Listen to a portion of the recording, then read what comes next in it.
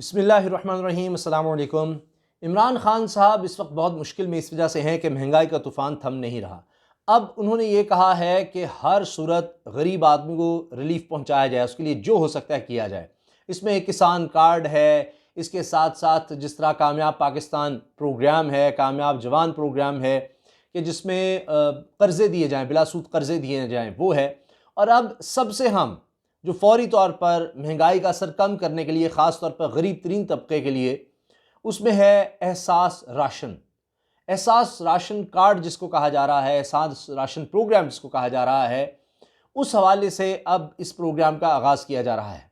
और उसमें यह है कि 31,000 से जो लोग कम कमा रहे हैं उनके लिए ये प्रोग्राम लाया गया है। यानी वो ख़ानदान जिनकी कमाई 31,000 से कम है, उनको हर महीने 1,000 रुपया सब्सिडी दी जा रही है। यानी जो वो चीज़ें ख़रीदेंगे जिसमें दाल, घी और आटा शामिल है, इस पे 30% सब्सिडी दी जाएगी।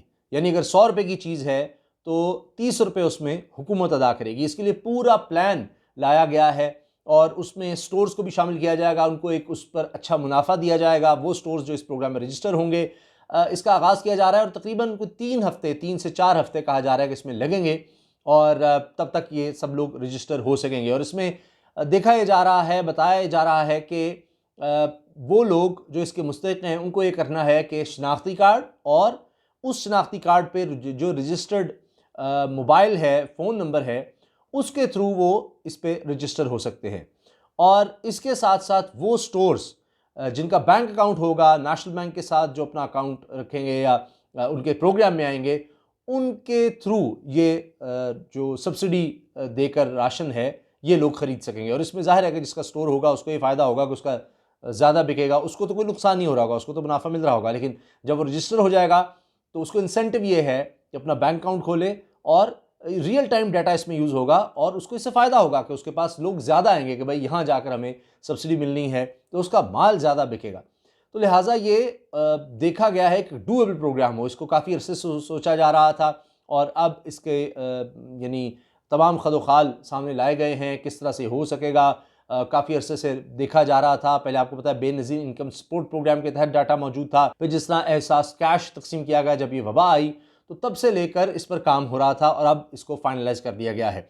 इमरान खान साहब ये सोच रहे हैं कि इससे कम से कम 2 करोड़ ख़ानदान, तकरीबन 2 करोड़ ख़ानदान, उनको रिलीफ पहुंचाया जा सकेगा। और इसमें 120 अरब रुपए का ये पैकेज है, 120 अरब रुपए का। इसमें एक और बात यह है कि 65% इसमें हिस्सा सूबाई हुकूमतें डालेंगी और 35% विफाकी हुकूमत इसमें अदा करेगी। अब आप जानते हैं कि पहले ही मुश्किलात हैं, IMF का प्रोग्राम, हत्ता के सानिश्त साहिबा जो एहसास प्रोग्राम को हेड करती हैं, वो ये कह रही हैं कि जी अब शौकत तरीन साहब भी बात करेंगे IMF से। तो बाज़ार ये लग रहा है कि IMF से इस मामले पर बात हो जाएगी और उसको इस पर नहीं इतराज़ होगा। IMF ये कहता है जी टैक्स ज़्यादा से ज़्यादा कलेक्ट करें। शौकत तरीन साहब भी कह रहे हैं कि जी हम सारे टैक्स ख़त्म कर देंगे, इनकम टैक्स ज़रूर देना होगा, GST होगा, बस उसके अलावा और कोई टैक्स नहीं होगा। तो टैक्स होगा तो तभी ये प्रोग्राम्स चल सकेंगे। साथ ये खबर भी आई है, वफाकी वज़ीर इत्तलात और नशरियात फवाद चौधरी ने कहा है कि जी 6 से 8 महीने बाद ये महंगाई काफ़ी हद तक कंट्रोल होना शुरू हो जाएगी, आलमी सतह पर चीज़ें बेहतर हो जाएंगी, तो उसके बाद लोगों को भी ज़्यादा रिलीफ मिलेगा और फिर ये है कि हालात कुछ बेहतर होंगे। तब तक ये प्रोग्राम बहुत ज़्यादा ज़रूरी है, ख़ास तौर पे गरीब तरीन तबके के लिए। और 2 करोड़ ख़ानदानों का मतलब ये बताया जा रहा है कि लगभग 10 से 12 करोड़ लोग इससे फ़ायदा उठा सकेंगे, क्योंकि 2 करोड़ ख़ानदान हैं।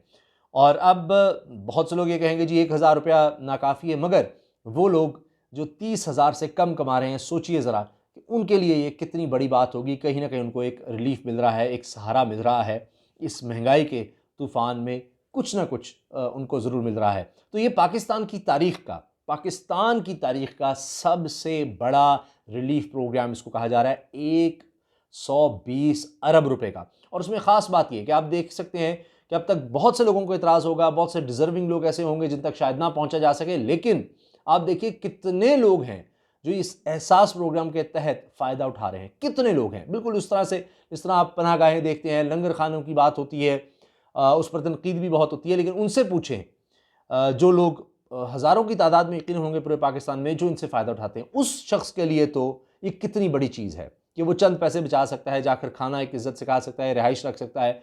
वो जो पैसे चंद वो दिहाड़ीदार मजदूर बचाएगा, वो कहीं भेज सकता है। उसी तरह से ये प्रोग्राम है और पाकिस्तान की तारीख का सबसे बड़ा प्रोग्राम है। इससे पहले कभी इस तरह का प्रोग्राम नहीं लाया गया। अब पाकिस्तान एक गरीब मुल्क है, ज़ाहिर है कि उतना ही मुश्किल है। जहाँ अमीर अमीर मुल्क हैं और वो भी कह रहे हैं कि जनाब वहाँ महंगाई हुई है, अमीर मुल्क हैं, और ये बहस की जाती है कि जी वहाँ तो लोगों के पास भी तो बहुत ज़्यादा पैसा है, वो तो पर कैपिटल इनकम ज़्यादा है। बिल्कुल सही है, मगर आप देखिए कि अमीर मुल्क उतना रिलीफ नहीं फराहम कर पा रहे, क्योंकि उनके पास तो मतलब हज़ारों अरब डॉलर या सैकड़ों अरब डॉलर जिनके पास हैं। पाकिस्तान के पास तो ज़रमबादा के ज़खायर ही 20 अरब डॉलर के लगभग है। तो वो ममालिक जिनके पास सैकड़ों अरब डॉलर के ज़खायर हैं ज़रमबादा के, वो भी उस तरह रिलीफ नहीं दे पा रहे, वहाँ भी महंगाई हो रही है। वरना वो तो, उनके पास तो इतने डॉलर हैं, इतना पैसा है, इतनी रकम है ख़जाने में कि वो उसमें से निकाल कर लोगों में सहूलत दे सकते हैं। तो उनके लिए भी मुश्किल हो चुका है। तो इसके साथ दूसरा जो मामला है वो है माफिया का। इमरान खान साहब ने कहा तो था कि जी ये 2021 ये माफिया से टकराने का साल होगा, और टकराए भी। लेकिन टकराने के बाद इमरान खान साहब को भी समझ आ रही है कि ये कितना ताकतवर माफिया है। क्योंकि आप देखिए क्या हुआ, मैं खबरें दे चुका हूँ, 4 कम अज़ कम गिरफ्तारियाँ, जिनमें कम, मेरा जहाँ तक ख्याल है, मैंने वीडियो बनाई थी कुछ अर्सा पहले कि 2 मिल मालिकान, शुगर मिल मालिकान भी हैं जिनको गिरफ्तार किया गया था। इसी तरह से छापे मारे जा रहे हैं। अब होता यह है कि इनके पास बड़े बड़े गोदाम हैं, वहाँ शुगर भी ये स्टोर कर लेते हैं, फिर अदालतों से स्टे इनके पास होता है, करोड़ों रुपया फ़ीस देकर वकला भी ये कर लेते हैं। तो अब वहाँ पर स्टे हो जाता है हुकूमत की, फिर क्या कहें कि वहाँ पर चलती नहीं है जब अदालत से स्टे आ जाएगा। तो इमरान खान साहब ने कहा है कि जी जितनी इस वक्त स्टॉक में गवर्नमेंट के पास शुगर है वो सारी मार्केट में ले आए, ताकि एक दफ़ा सप्लाई आएगी, इनकी कीमतें गिरेंगी जो इन्होंने स्टोर रखा होगा।